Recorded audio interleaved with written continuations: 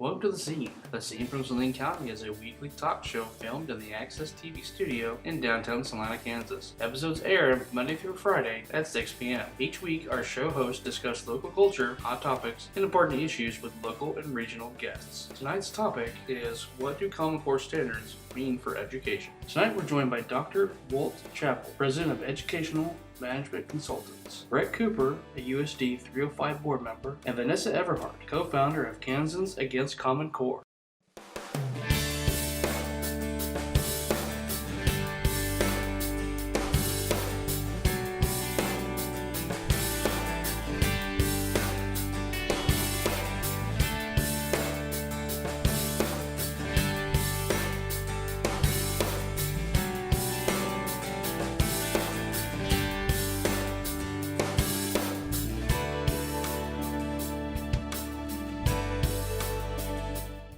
Hi, welcome to The Scene. We're glad you joined us this afternoon, or this evening, I guess. To me, it's afternoon, I guess, still. I don't know. 1 minute after 6. 1 It's minute, now okay, evening. it's evening, it's evening. I'm totally off base. So, how are you guys doing?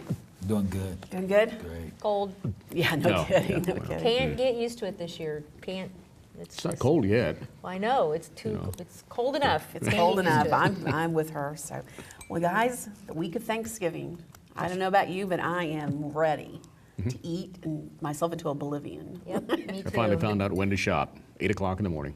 On Thursday of I Thanksgiving. drove by one of the Dillon stores Saturday afternoon. Said, "There's no way am I going in there." And this morning I happened to have an early errand. I'm going to give it a shot. Went over to Sunset. Hey man, now's the time to shop. There was nobody there. Okay, so that means I will not be at work tomorrow morning. Oh, no, I'm kidding. Oh. No, I'm kidding. Kidding. Yeah, that is a good time. Walmart's a good time to go. About 8 o'clock or 7 o'clock in the morning. I It's thought kinda Walmart great. was insane. 2 o'clock in the morning. Yeah, Yeah. Well, you know, we have all the shift workers here in town. yeah, yeah. You know, and so everybody gets off at a different time and so on and so forth. So, but so are we going shopping on Thanksgiving or are No, we going to eat? We are not. We are watching football and eating. That's it. That's Eating and sleeping and laying there moaning. yeah, yeah. I'm playing with Elastic grandkids. pants. Yeah, Yep, yep. sweatpants are good. I can't I'm playing with think- grandbabies. I can't think of a deal that would get me out to shop on Thanksgiving. No. I See, can't me think. either. Me either. And do you think it's right the stores are open? Well, no, as far as I'm concerned. And a lot of people that have to work there don't think it's right either. But these guys are slugging it out for every dollar they can get these days, and I'm sure they have their reasons. But no, I don't. I'm sure there's some pretty good incentives for the workers, but is it really worth it? Well, I mentioned before we went on the air. I remember reading last year, after all the same controversy we're talking about. At the end of the day, sales were not that much better because of all these early hours on Thanksgiving. It was just, like I say, most people, and many people who aren't going to shop, they're not going to shop. They don't care whether you open up or not. They're not going to shop. So. Yeah, I've seen a lot of Facebook things, or people are saying, they're protesting, don't shop on Thanksgiving, different But stores. there's probably some people out there that like it. I can remember when I worked at Swan's, some people enjoyed the opportunity to get that extra money. You know, it's just that they desire that, I guess. But like me, us, no. us shoppers, well, you don't have to go. If you want to stay home, you stay home. But if somebody calls me to go see a house, I'm going. Are you really? I will. Thanksgiving, I yeah. don't have any choice. Yeah. And you wouldn't believe the holidays is sometimes the best time because you have different people in town and they want to see Yeah. such and such Yeah, a thing. that's So. true. Wow, I hadn't Yeah, thought try about kicking that. some family out of their house on Thanksgiving because you want to go show it. I actually asked my people, could I have an open house? They said no. Heck no. But not on Thanksgiving, but that following weekend because it carries over from Right. that whole weekend. So speaking of shopping, I heard an interview a couple of days ago. They were asking, has Black Friday become kind of a moot point? Because we're having Black Friday right now down, Yeah. and Black Friday used to be a really kind of a special day where you did save money. But has that become kind of ho-hum? Because now you can go on Wednesday, you can go on Tuesday, you can go anytime. Yeah. You know? Well, you can shop anytime, and you got is it Cyber Monday or something? The Monday Oh, yeah. after. Cyber it's Monday. huge. So people are doing the internet thing, and I just don't do Black Friday. There is nothing out there that's that big of a deal. I've to done me. it. I didn't enjoy it at all. Then the other thing, I mean, I think they're doing most of it now because like that Xbox thing that came out, they were camped out. I went in Walmart's and I seen them camping out, and it wasn't no Friday. I think I saw a film clip on the news of a Best Buy. I think it was Fort Myers, Florida. They've been camping out since what is today? We're taping this on Monday. They started last Friday. I've Now, of course, that's been seeing it on Facebook. that's the thing with some people. They enjoy doing No wonder that, they have to save but, money. They must not have a job. I know. Yeah, How I- would you camp out thinking. for a week? Of course, doing it in Florida is one thing. Doing it Well, here yeah. would be Yeah, something no else. kidding, no kidding. So, well, what about, we have Black Friday, then we're going to have Small Business Saturday, November 30th. I think that's a great idea. Yeah, I think that's good. I would really like to see them push that, really hype it up. Shop at your small stores, eat at your mom and pop restaurants, Yes. Yep. go to your Yep. mom and pop gas stations. Yeah. I agree. I don't think people realize how important that is.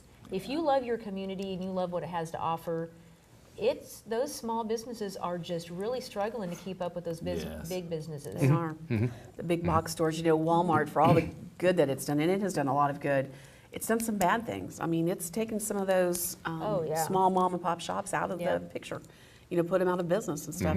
You know, and I would much rather for parking, you know, go to a smaller store where I can just kind of pull up toward the storefront and go in real quick, do what I want to do so I don't have to walk, you know, all the way from one parking lot to another just to go in and buy some batteries. Well, and a You lot of know? people think that the small businesses are more expensive, and that is so not the case. I mean, you can find In a lot some of great cases, you're deals right. at a lot of those little Sure. shops. Sure. You can. Sure.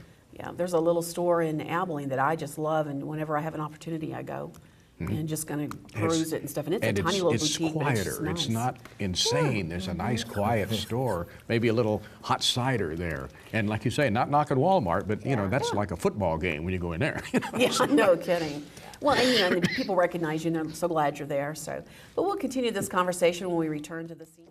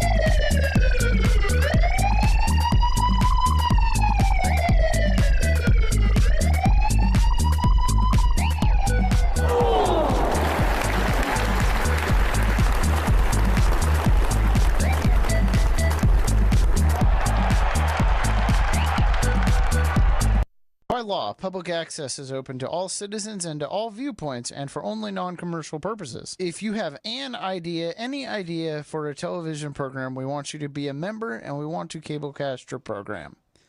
TV for you, by you.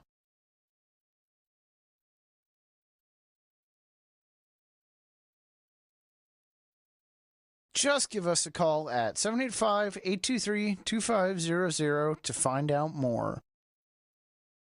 Hi, welcome back to the scene. We were talking about shopping over the Thanksgiving holiday, or not shopping, depending on what your choice is.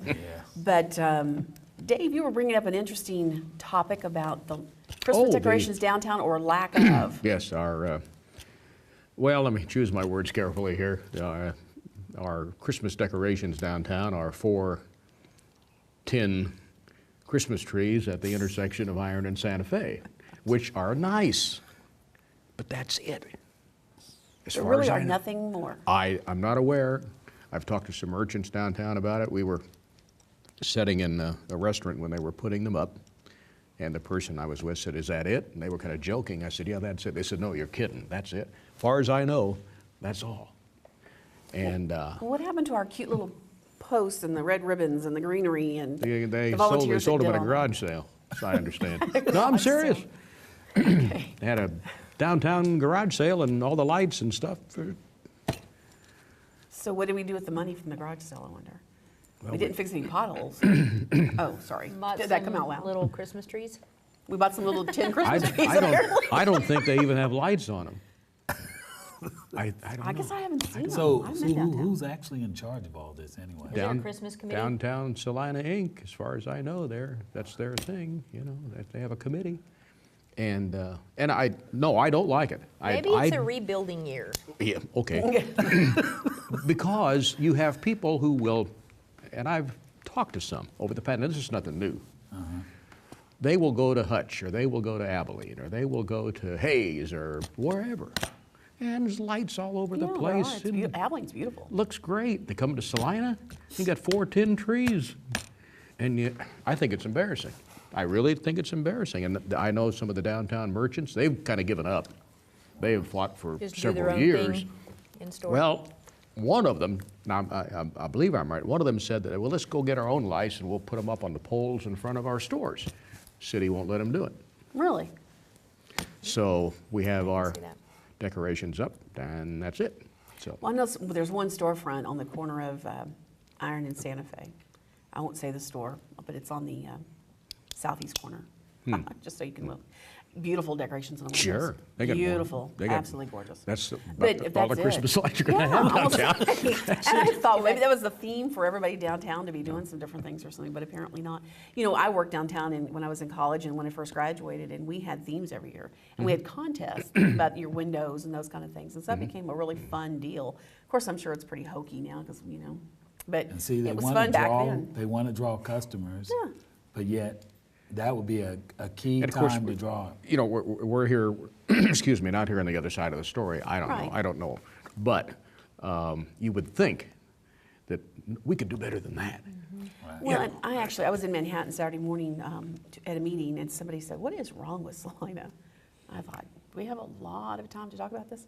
You know, I love Salina. I've been here forever, and I love it, and I support our community. But we have some issues, and I'm not sure why. And the Christmas that was just one more thing. Like you said, we're trying to draw people downtown, but we've got the parking, you know, enforcement problem. We've got, you know, the Christmas lights. Now I hear, and I wasn't there, but I hear the parade was beautiful. I heard the parade was really, really pretty. I'm a weenie when it's cold, and I was going to go. I talked about going, and then I stayed home. I've been in Manhattan. It was too cold. The interesting parade was the Clydesdales trying to Budweiser. deliver that case of beer to the guy that won a contest, and they were trying to get down, Kenwood Park Drive, Oh, no kidding. and this, you know, the They're huge. wagon was almost as wide as the street. They made it, though. They did. Yeah. they Those made are it. beautiful horses, and that was fun to have them here. Yep. But I'd heard that because they were here, they wouldn't allow somebody else to have horses, and they were pretty upset about it. So, don't know. But, Right. you know, the Clydesdales they are what they are. I've been to visit their facility in St. Louis. I could live in their barns. Yeah.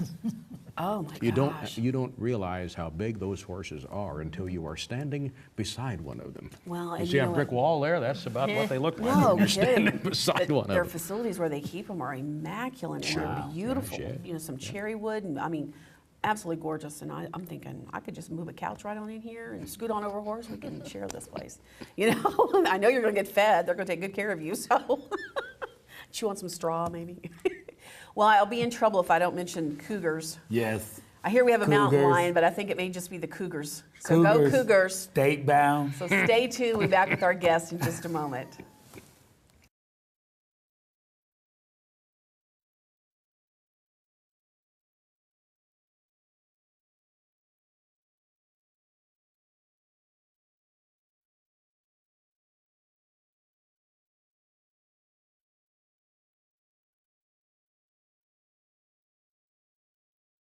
Vidrickson Distributing Company, proudly serving the Salina area since 1963.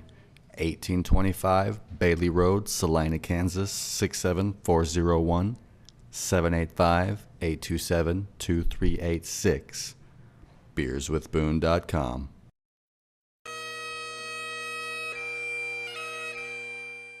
Hi, I'm Randy Russell with Solutions for Life. Did you know that 35 million Americans are without life insurance? and another 58 million Americans say they don't have enough life insurance. When I mention life insurance to someone, the answer is sometimes you can't insure me. If you've been turned down for heart trouble, COPD, diabetes, or just overweight, call me today to discuss your options. Don't put this off another day. Call 404-6664. Randy Russell and Bob Reynolds of Solutions for Life have over 34 years' experience in helping retirees find the right Medicare plan at affordable prices. As insurance agents that work with over 50 insurance companies, they can shop and compare plans side by side to help determine which Medicare plan is right for you. Randy and Bob know Medicare backwards and forwards. They take pride in the service they provide and the savings they bring to their clients. For their free report, Choosing the Right Medicare Plan for You, call 404-6664 today. Hello, I'm Sherry Albright with Comfort Keepers. We are a proud sponsor of Access TV. We assist seniors to stay independent in their own homes by customizing what they really need and want. We try to focus on keeping seniors safe in their homes, focusing also on proper nutrition by providing balanced meals. We also encourage exercise, keeping seniors also very active and engaged through interactive caregiving. We hope that you enjoy the sights and sounds on Access TV.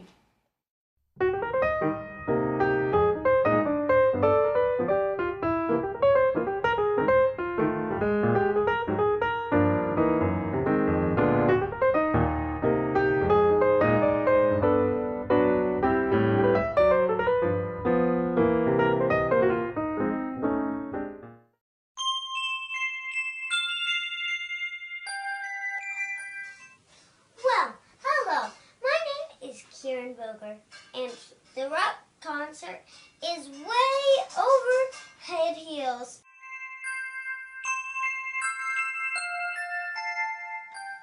We'll be back with more news later. No, we won't. We're still going, lady.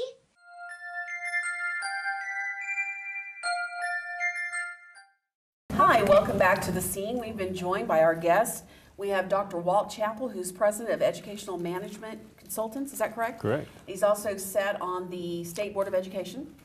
And we have Brett Cooper, who is currently with USD 305 Board of Education. Yep. And Vanessa Everhart, who is co-founder of Kansas Against Common Core. Our subject this evening is on Common Core and the standards and the new national standardized tests and those kind of things. So we're going to talk about it a little bit more on the anti-side as far as our guests are concerned. Our panel may have some different questions and different comments. So Vanessa, we'll start with you. Why are you against Common Core, and what got you so worked up about it?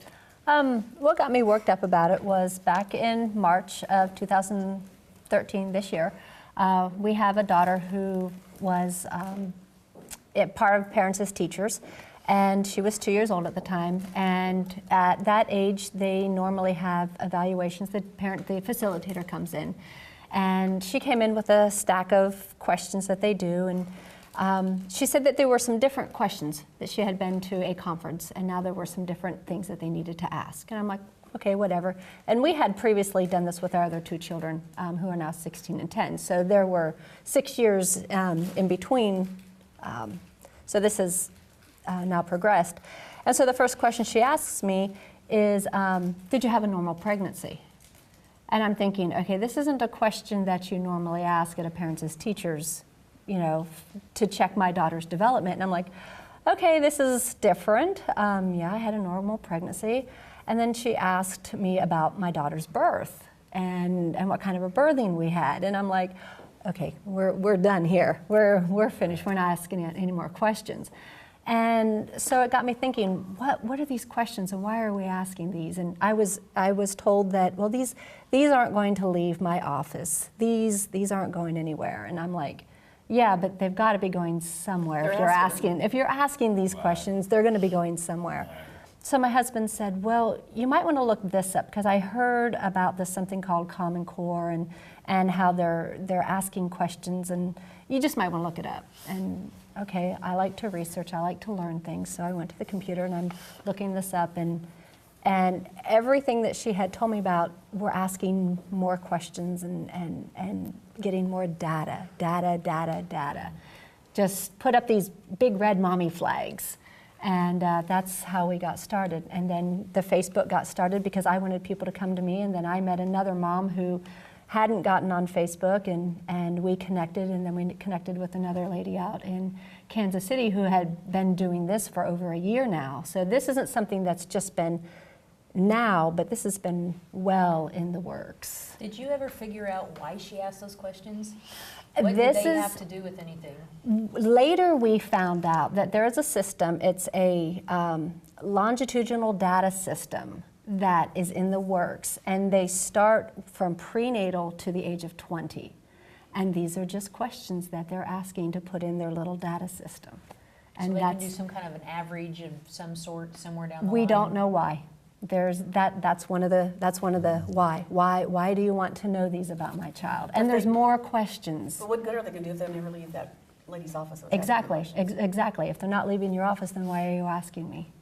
Yes. And there's more questions. I mean, my daughter comes home with more questions, like why? Why do you need to know these questions? And we tell the teachers, she's not going to answer them.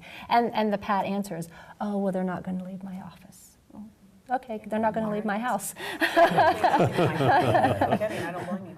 That's a little intrusive as far as I'm concerned. So, well, Dr. Chappell, you know, what brought your attention to it, Common Core? I mean, you're on the Board of Education. You see a lot of things come through the board. So what flagged you that this may be an issue? Well, there's a whole series of flags, but the bottom line as an educator is that these standards are not the way teachers teach or kids learn. It's very simple. You don't have one size fits all. Kids are different, and teachers have different ways of trying to teach different children. And so to say you have a top-down approach from the U.S. government deciding, well, okay, every school in the country is supposed to be doing exactly this standard in this week for every child in the 3rd grade, 4th grade, 5th grade, and so forth. That just doesn't work. And so I'm very concerned. The red flag started quite early in 2009, 2010. When I actually read the standards, I said, this isn't going to move the needle forward at all. This isn't making our kids more ready for college or career. And yet that's a common claim over and over again. Well, you know, one of the questions I have too is, I'd heard that we want to bring everyone to the same standards as far, so if a child is moving from state to state, which apparently is an issue, I mean, I don't know if we are having well, for about 1% of the kids, maybe. Yeah, it's for our military families, that will be the case in a few instances. But you don't have the tail wag the dog. You don't try to make a change where you lose local control of education. These school board members, every school board member in our state has been elected to serve the people that elected them and the students in their buildings. But right now they have no authority. They can't change a word in those standards, and neither can the state board. Now, we were reading before we went on the air, the wasn't it the Kansas Department of Education's definition of Common Core, and it said in there that it was flexible, basically. I'm paraphrasing, Kimmy, help me here. But it said it was flexible, that we could insert what we wanted, we could take out what we wanted. There's not a curriculum. It's teachers are going to be able to do what they want to do. So you're with USD 305. How do you feel about that? If I may speak to that, it says that you can have up to 15% of the board's influence on that. The only issue with that is the standards are copyrighted, and the government does not own those. To my knowledge, they don't. I don't know if what kind of curriculum we can, or standards we can implement, because I just got on the board, and so I'm pretty new at this myself. But I got pretty into it about a year ago after my wife and I got married, and then I have a little brother, and so that's where I love to do research, and I've really researched into this, and I'm just kind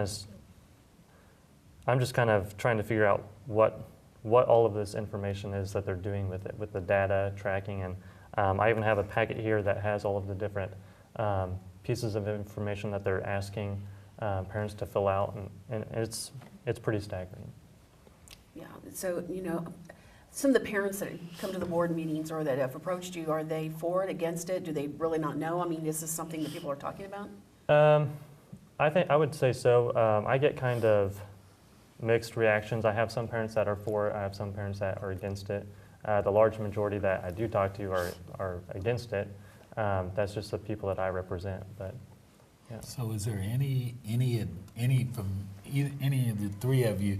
Is there any advantages to all this? I mean, you know, there's always a good and a bad to everything. There's some things that may be good, or some things that, you know, maybe a lot of things. It's bad, but is there something that's good about this? The good that's about it is the stuff that we already do. I mean, it's nothing that we can't do on our own without. And I think what we're forgetting with Common Core, this was done unconstitutionally. It was done without anybody's vote, no legislative approval, no school board, no state school board approval. It was signed without anybody knowing about it, which you wouldn't want anybody doing that for you, would you?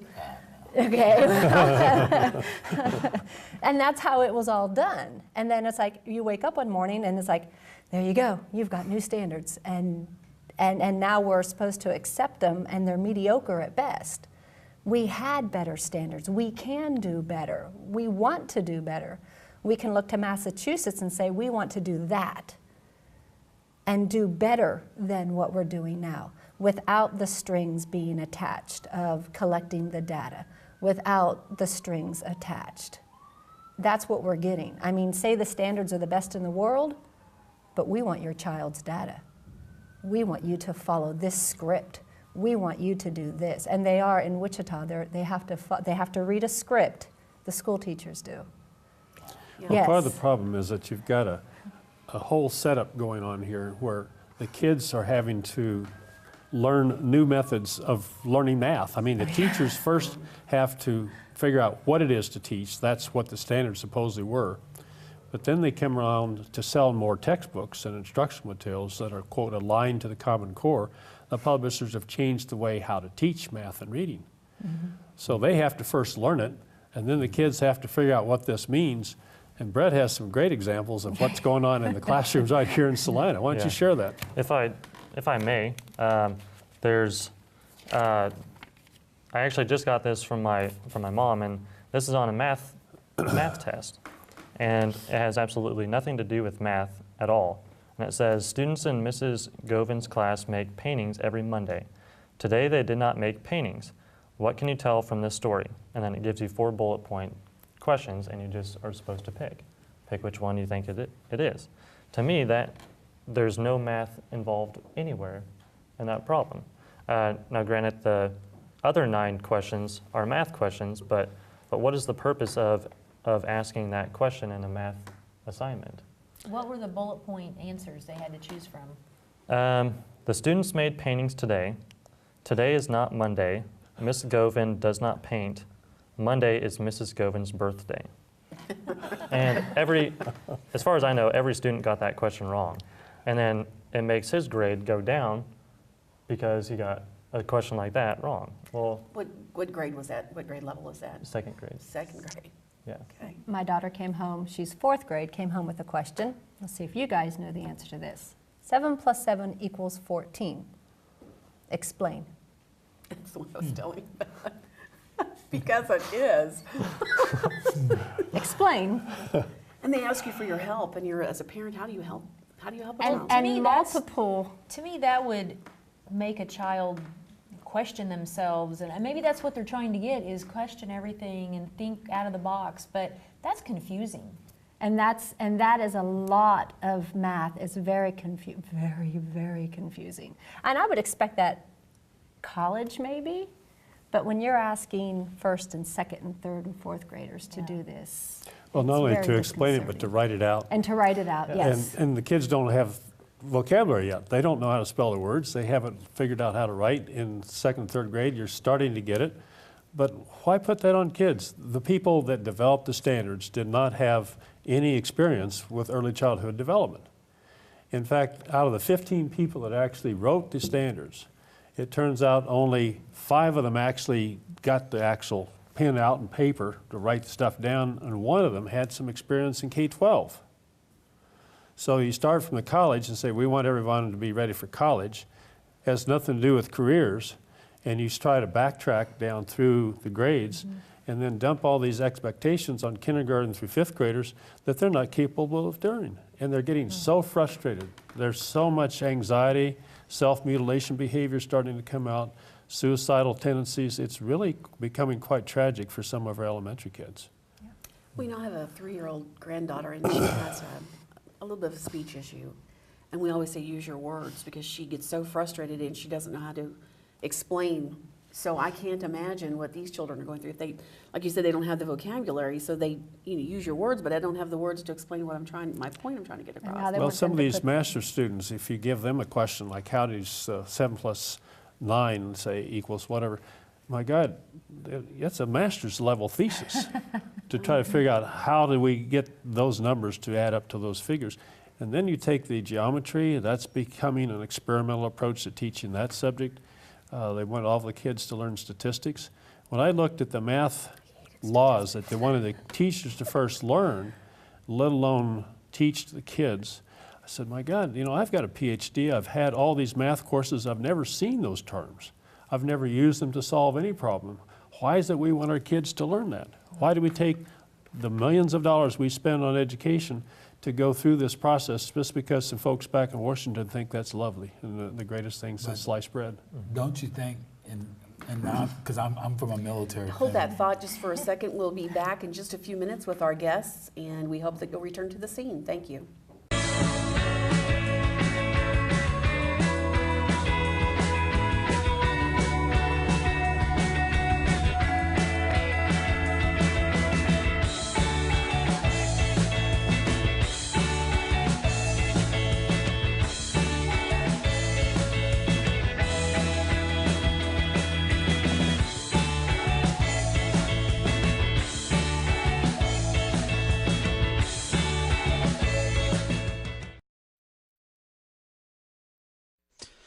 Hey, at Access TV, we can film about anything, even a video of a hard drive just spinning around in my hands.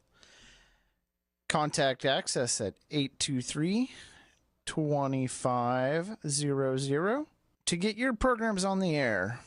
Or if you want to help with any of our productions, give us a call, 823-2500.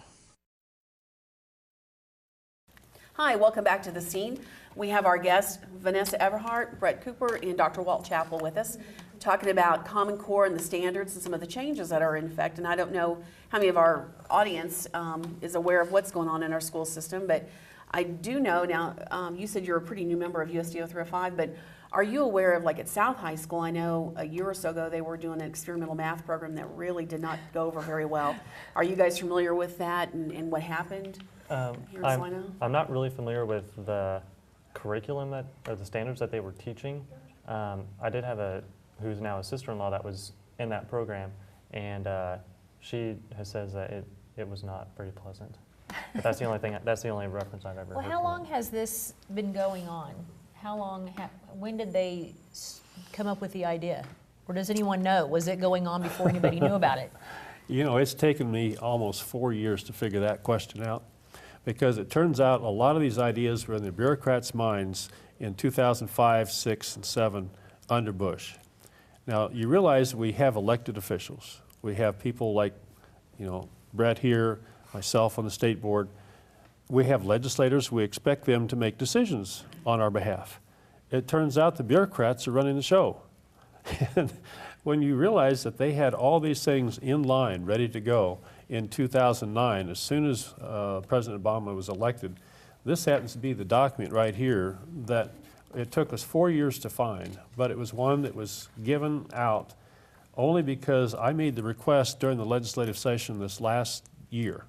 But it was signed in 2009 by Governor Parkinson and by our commissioner. And it clearly states that the federal role will be to provide incentives and to pay for assessments and to change the way in which we're evaluating teachers. All the things we thought only occurred more recently, they already had the game plan. It's right here in writing. So you say, okay, how do we get into this? Really good question.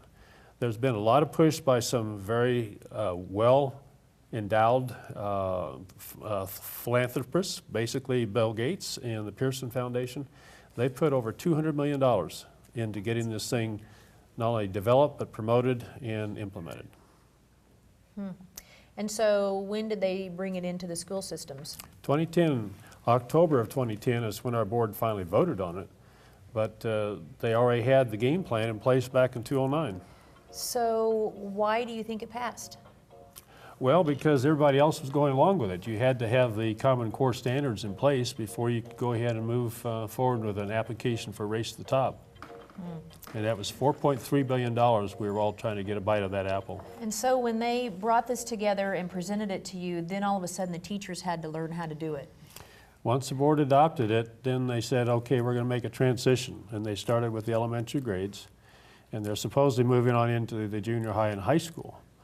But the whole idea is supposedly we're going to have a more rigorous curriculum. Well, my goodness, teachers have been teaching kids and causing them to think and ask questions and find answers for years. This has been going on since time began. You don't start it with Common Core. In the same way with critical thinking, you can have a lot of students preparing their minds to actually challenge the data they're looking at, make good questions, come up with answers that are based on fact. That was going on long before Common Core. Well, this whole one-size-fits-all thing, you know, I have a child that was in the, I call it the advanced program, but the gifted program. And she was we found out because she was extremely bored with English in 7th grade. She was just bored. And so the teacher said, well, I think it's because it's below what she's eager to learn. So how do you address that? Because you've got some children who don't get it, so they're taking a little longer to catch it, but then you've got those children who've caught it, and they're ready to move on, and they're sitting there. So like you said, one size doesn't fit all. So how does the teacher handle that when you've got all these different types of children, and all of a sudden you have a script, and everybody's got to stick to it, and this is what you're going to do? I mean, what do you do with your child when they come home and they're frustrated? Well, one of the main concerns I have is that you just got a bunch of kids that aren't going to be able to catch on quick enough, and they're going to get so frustrated they'll drop out of school. On the other hand, you've got those kids that are already getting it, they're ready to move on, they want to excel, and they're held back.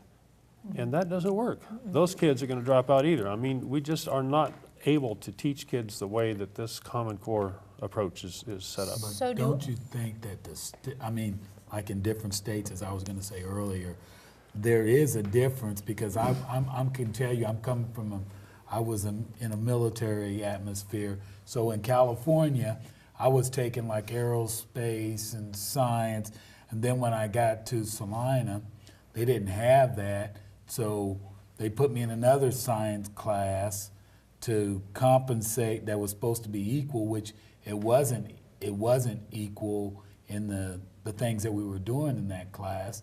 But I don't know that there needs to be a standard around, but I know that if you go to different states, it's different what the level of teaching is. I think, like, I was taking more advanced classes in California at that time than I was when I came back to Kansas. And that's good though, because California can afford to give you that. And then, in Kansas, there are things that we specialize in here that California doesn't. And I like to have the variety. I was in the military, I was a brat too. Yeah. I still am. Yeah. And so we moved between Pennsylvania, Baltimore, and Kansas and stuff. And I really didn't pay much of attention. I was a reader, so my nose was always in a book. But the one thing I did like was theater. So I know in Pennsylvania, they had a better theater program than they did here in Kansas. So I had to find my theater outside of school. And I think a child and a parent should be able to go and find what their outsources is, but to flat say, everyone's going to do the same thing, blanket it is a bad thing. California has a better aerospace program, so when you move to Kansas, then you have to look for, okay, how can we look outside of the school and what's the word I'm looking for?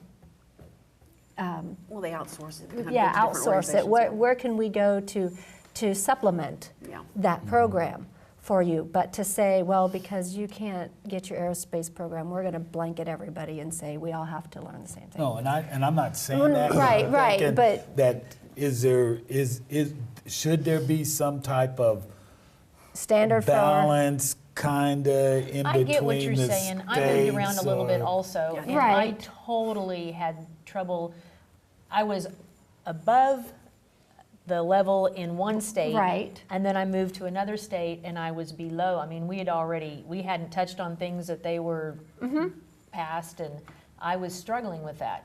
And I get that. And there are a lot of kids that do move around a lot, especially the military kids. I get that. I don't know if this is the answer that we're talking about. Right, but right. Exactly. I know that is a problem. Right. And like they said, though, census data says less than 2% of the children move around.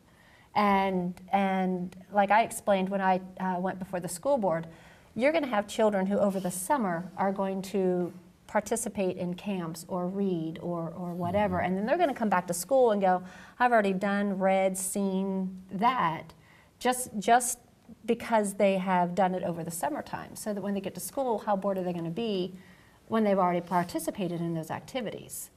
So there's really no way to sit there and cover everything. Does that make sense?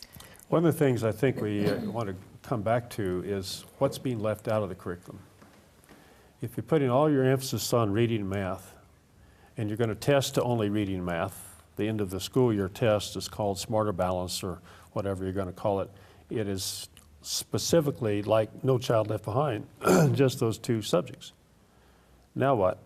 That leaves out science, it leaves out geography, it leaves out technology, it leaves out career and tech ed. Everything the kid really wants to learn and get excited about, And now isn't he's this left, and the teachers are all drill and kill on those two subjects to try to make sure that the kids pass that one exam so they get evaluated on higher scores. right?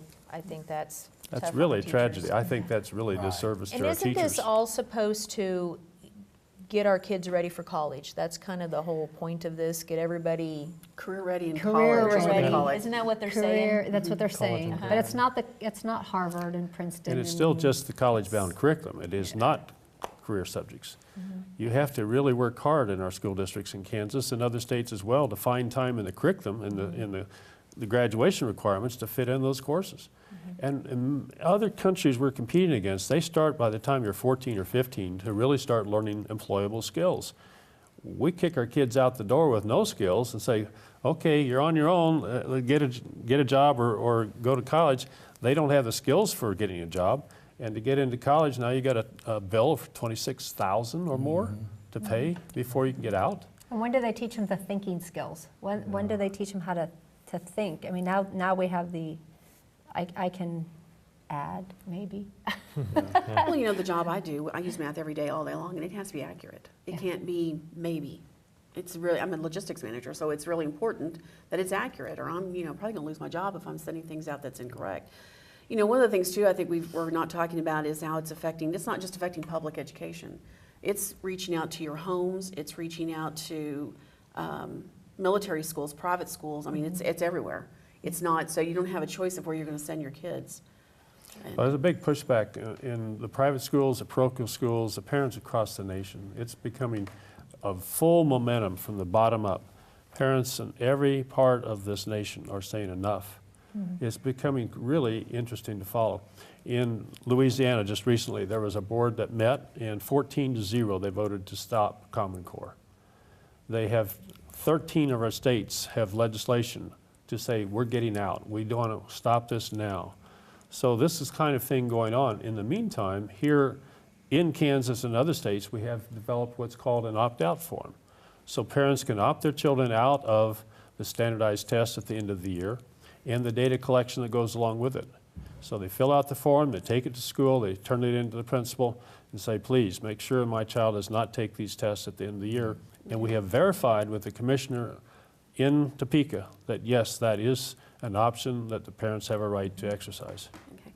We're gonna need to wrap up here in just a minute, but quickly, the website where they can get more information. The website is www.kansasagainstcommoncore.com, and it's the same for the Facebook page as Kansans Against Common Core. All right, thank you so much for joining us tonight, and we appreciate it, and we'll see you next week on The Scene. Is foot pain robbing you of the enjoyment of life? Stop it now, learn how. Your foot pain may start as an annoyance and develop into severe pain, burning, tingling, neuropathy, loss of balance, severe leg cramps. Waiting for your foot pain to go away can lead to more serious, expensive, disabling conditions to your feet, knees, hips, and low back. This is Dr. Milo Wilcox with Living Well Chiropractic Clinic in Salina. I have successfully treated foot pain and plantar fasciitis for over 30 years. You may be able to stop your foot pain in its tracks, even if you've already tried expensive foot supports, drugs, painful injections, and surgery. I'm offering you a free foot evaluation and report using our advanced computerized foot scanner. Learn the causes of your pain and what you can do to stop it. Get your life back. Take a step forward to happy feet again. Call today for your free foot evaluation, 826-9911. Visit my website, livingwellsalina.com. Hello, I'm Sherry Albright with Comfort Keepers. We are a proud sponsor of Access TV. We assist seniors to stay independent in their own homes by customizing what they really need and want. We try to focus on keeping seniors safe in their homes, focusing also on proper nutrition by providing balanced meals. We also encourage exercise, keeping seniors also very active and engaged through interactive caregiving. We hope that you enjoy the sights and sounds on Access TV. Randy Russell and Bob Reynolds of Solutions for Life have over 34 years experience in helping retirees find the right Medicare plan at affordable prices. As insurance agents that work with over 50 insurance companies, they can shop and compare plans side by side to help determine which Medicare plan is right for you. Randy and Bob know Medicare backwards and forwards. They take pride in the service they provide and the savings they bring to their clients. For their free report, Choosing the Right Medicare Plan for You, call 404-6664 today.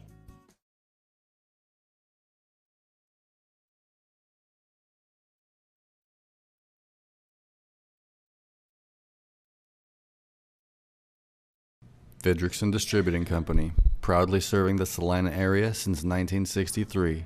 1825 Bailey Road, Salina, Kansas 67401, 785-827-2386. beerswithboone.com.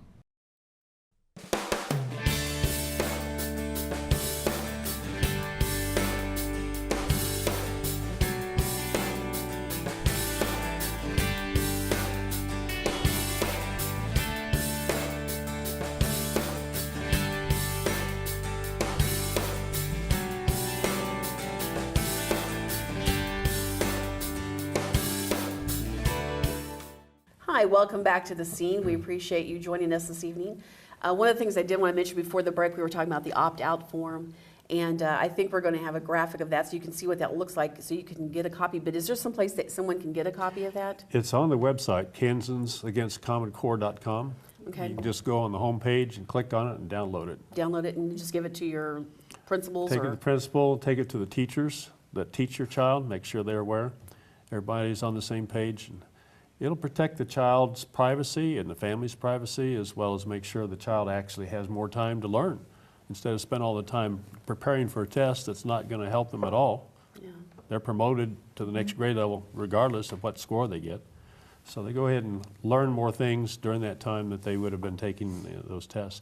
By the way, those tests are supposed to take 8 to 10 hours for each child to take, 3rd through 8th grade plus 11th graders. So we've got a tremendous amount of time just tied up on a test that, by the way, is not valid nor reliable. Can you imagine a kid who gets anxiety about taking tests anyway and have to spend it? I mean, I'm thinking of a child right now that I know that he will not be okay. You know, I mean, that this, as a USD 305 member, you know, you're kind of doing some research and those kind of things. So basically, how does the board feel about it? How deep is Salina into this, and what have you found out about it? Our board is very active within it. Just the other day, in November, we actually, our board actually passed a resolution approving Common Core within our school. I was the only member voting against it. So our school district is very heavy in it. But one area that brings my concern, and like what Dr. Chappell had mentioned about the time that it takes for a kid to take this, and whether or not the child may get anxiety or nervous or anything like that. Within this document that I have right in front of me, it's promoting grit, tenacity, and perseverance. And it's actually from the U.S. Department of Education's website that I got. And it actually has pictures in here of facial expression cameras, posture analysis seats, pressure mouse, and a wireless skin conductance sensor that goes around as a watch on your wrist. And why in the world would we want our kids to either wear something like that or have a camera sitting in front of us? Do they have a post-traumatic stress disorder also to go along with this? If not, they will by the time it's done. And this stuff is probably a little while out, but I mean, it's already out there. They're already publishing it. And so, They're obviously discussing it. yeah, they're already discussing it. They're even discussing putting MRI machines. And I mean, that would definitely be a lot of money. But when you have somebody like the Gates Foundation who's supporting this fully, I mean, the money's going to come from somewhere.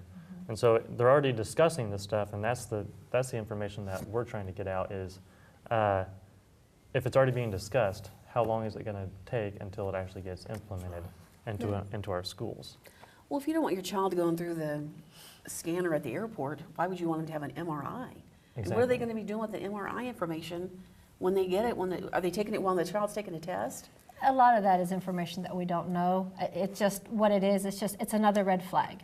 It's just a huge red flag. They're just red flags, and like the information that's here, these are data points that they collect on our children. Miles transported, bus stop locations. Where does your child get on the bus? Where does your child get off the bus? What's your child's nickname? What religious holidays does your child observe? Information, if your child is absent for school, why are they absent? For what reason are they absent? Why do they know all these things? Why do they need to know? Refugee status, immigrant status. Just data, data, data. I attend our school board meetings regularly. And the two things I hear the most at our school board meetings is data and workforce curriculum. I hear that a lot. Data, data, data. We need data, data, data. And workforce, workforce, workforce. Well, you know, one of my concerns too is I go to Topeka quite a little bit. I'm part of that grassroots bad word Tea Party situation. And one of the things that it's funding, and I haven't even opened up my Saline County got their tax statements, and I'm hearing that our taxes have gone up to give to the school board because the school board spends a large share of our tax money in our local areas. Well, my concern is the state, we want more money, and the state's being sued by certain USDs to get more money. So obviously this is costing more money to change curriculum, to change our tests. Where's that money coming from? Us. That's exactly why I'm happy you bring that up, is because the school districts obviously don't have the funding for it, but they're backing it so much that they're forcing the legislature to try and get more funding. Well, they're not trying, they're suing them to do it within the judicial system, and that's happening right now. And so the only place it's going to come from is our pockets. And Kansas already spends 50% of all its money in education, and they want to spend more now. And what I hear from teachers is that the money doesn't go back to the classroom. So, okay, where's it going if it's not going to the classroom? A lot of the funding will actually go towards being able to have capabilities of having better computers, better infrastructure, better that kind of stuff. It's broadband for your internet access, bandwidth. All that kind of stuff, that's where it's going. Because you have to have a very large infrastructure to be able to collect that much data. Yeah. So a lot of it's not going. Well, not only that, but then you've got the tests and the textbooks and the instructional materials, all that are basically in a monopoly market right now, because Pearson Publishing has bought out all the smaller publishers to make sure that they've got a captive market. Same way with the Bill and Gates, Melinda Gates Foundation. You have $100 million he's put into a company called In Bloom to develop a database to analyze data on children. It has to start from the kids. Parents, when you fill out a form at school, be aware of what you're putting down on that piece of paper. Mm-hmm. Be aware of what questions they're asking your children in school in questionnaires and surveys. Mm-hmm. Make sure that the data isn't something that you don't want out of your household. Why would the bureaucrats in Topeka or Washington need to know that? These are databases they're developing. $17 million has come to our state of Kansas over the last 4 years, since 2007 actually, a little bit more than 4. $17 million to develop a database called the KIDS system. That's what she was referring to, Kansas Individual Data on Students, for preschool through 20 years of your life. So they're tracking each of our children, going into a database. It's part of the National Education Data Model.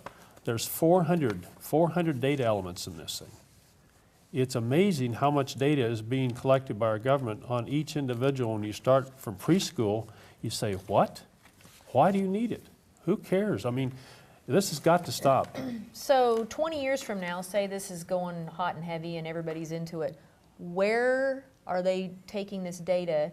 who ends up with it and what are they going to do with it? Well, they assume it's going out to Utah. There's a massive building that's being built by NSA to store data on our communications, our cell phone and our text, our emails, and now our data from our kids in our schools. Is it a way of controlling us, or, I mean, what is the point of this data? That's a good question. The big What's why. the big picture? The big picture, I mean, there's a video online that I can send you that looks at a day in the life of a girl that might use this information, and that's where it might come from. Another one could be your future employer could look back at your school history to see what kind of a person you were. You had a low birth weight. Sorry, you can't get the job. There you well, no, honestly. And the thing is if you were to look at where I was, as there's no way you would ever have hired me because I skipped all of my science classes and I stunk at math and I would be no. But as you grow and you mature, things change and you have a turning point in your life. But that's where we believe all this data could be heading. But again, you have to put that big question mark up and say, why? Well, the pushback is coming from parents and from various groups. Now, in Kentucky, they've had their state database hacked already. And there's a case that was brought in court just 2 weeks ago from Kentucky to sue the State Department of Education to stop Common Core and make sure that the legislature first finds out what its costs are, where this data is going, and make sure they have a good idea that's actually better than what they were teaching. In New York, they also have had a suit brought just last week. And this is a suit to stop the data collection. This is really becoming quite a battleground. There are so many concerns for parents, particularly, and for their children, that has got to stop. I liken it to the mama bear approach. You don't mess with mama bear. When she finally figures it out, you just get out of the way. Yeah, and I find it interesting. It's moms. Of course, I'm not saying dads aren't involved, but it's moms. There's 3 of you that have really, hit this hard and been going out and doing lots of different meetings in different communities and those kinds of things. So, trying to make people aware of what's going on because for those of us who don't have kids in the school system anymore, sometimes those things get past us and we don't know. It's not that we don't care, it's just that we've moved on to other things because that portion of our life is no longer as big, the big picture. Yeah, and I think what people need to understand is you may not have children, but eventually you'll have grandchildren, or you might have nieces and nephews, or you might have friends who have children. And this really is, it's a community thing because this will affect our community. It will affect every single one of us, whether we have children or not, financially, but through our taxes. And the best way to get involved is go to your local school board meetings. You must go to your local school board meetings. Contact your legislators. Get on the phones. Go to Topeka. They get back into session January 13th. Go to Topeka and stop at their offices and say, we don't want this. And I would really encourage our listening or our watching audience to go online and do some checking. There's just an awful lot of stuff. It's almost overwhelming. I've been to several meetings and I'm still asking lots of interesting questions. And every time I listen to these folks talk, I learn something new. So, and it's frightening because You're going to be a grandmother soon, and I am a grandmother, and I'm concerned. And I'm also concerned as a person who has to employ these people. What are we going to be having here? I don't get to retire for a few years, so. Yeah. But, I really appreciate you guys being Well, you get to know their birth weight and that types of things, so. Yeah. And I'm like, really? I mean, I don't know why they call up and say, hey, I forgot their birthday. So, okay, well, I think we're going to wrap it up for tonight's segment, and we appreciate you guys, Dr. Chappell, for being here. Brett, appreciate your service on the school board. Probably not very popular. Not very. And Vanessa, thank you for what you're doing. So we hope that you'll have a happy Thanksgiving, and we hope that you'll join us next week on The Scene, and have a great evening. Thank you.